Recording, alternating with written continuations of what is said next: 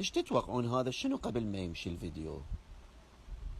طبعا اكيد حتقولون هاي جيلاتين. تتذكرون الجيلاتين الالوان؟ مو الحلقوم الالوان، لا اكو جيلاتين كان حامض حلو. احنا كنا نسويه بمعمل مال حلويات. كان اكو عراقي نسويه بمعمل مال حلويات، جيلاتين يصير ما يتحمل طبعا حرارة، يعني لازم دائما باردة عليه الجو، لان هو يصير جيلاتين. نستخدم نسب معينة للشيرة، ما اعرف شنو نسوي جيلاتين يخبل. هذا ايش تتوقعون شنو؟ ما راح تتوقعون شنو هو هذا.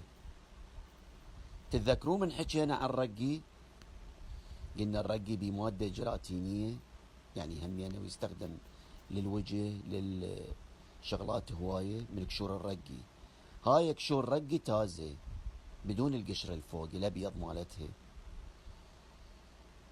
نعم هاي قشور رقي تصير جيلاتين حامض حلو، فالشي طيب كلش. يعني انت اذا تسوي تقوم تاكل لان حامض حلو. فالرقي نكهة الرقي كلش طيبة، والدليل سووا علج منها، وسووا شوكليت منها، ونسوي منها مربى كنكهة.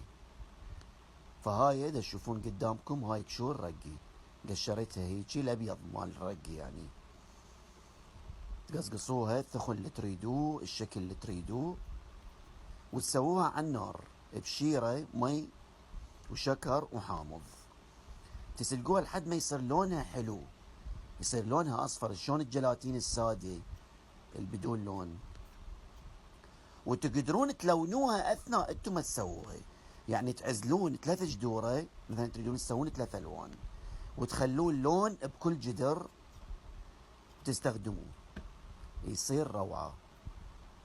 هاي يعني مثلا سلكته كله، تعصروه كل الزين، يعني لازم ينشف من مي لان يبقى يذب مي، فلازم تنشفوه كل الزين.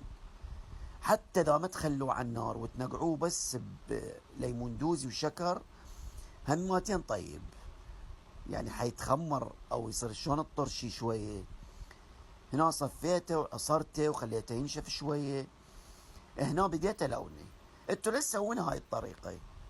تخسركم شكر وتضمون الشكر. اني لا، انا استخدم الشكر بهوايه شغلات، بعصاير، بالموطه، يعني انتوا ليش تسوون هاي الطريقه؟ انتوا لونوا بنفس الجدر، او لونوا بدون شكر تقدرون. انا خليت هنا شويه شكر لان شفته فاهي. تلونوه. الليمون دوزي لازم تستخدمون على يصير حامض حلو، وتخلوه ينشف. حيذب بعد مي لان خلينا ليمون دوزي وشكر، فحيتفاعل ويذب. هنا مثلا دا تشوفون هذا مسلوق، هنا بس سلق او بس تنقيع، هم ياخذ لون.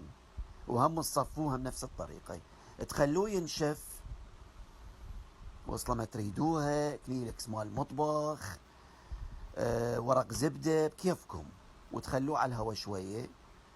بعدين تبدون تشكروه بعد على مود يطلع يصير بيه لمعه، يصير شكله شلون بالبدايه شفتوه. هذا قشر رقي. شوفوا هنا أنا شلون باو، يعني من اخلي بيه الشكر هنا ورا ما نشف 100%، يعني يقوم ينخبط عادي الالوان طبيعي، يعني وينحط بالثلاجه ينضم بعلبه. ولو هو ملح يبقى جهالكم حينسفوه. سووه وريتكم تدعوا لي، يخبل والله.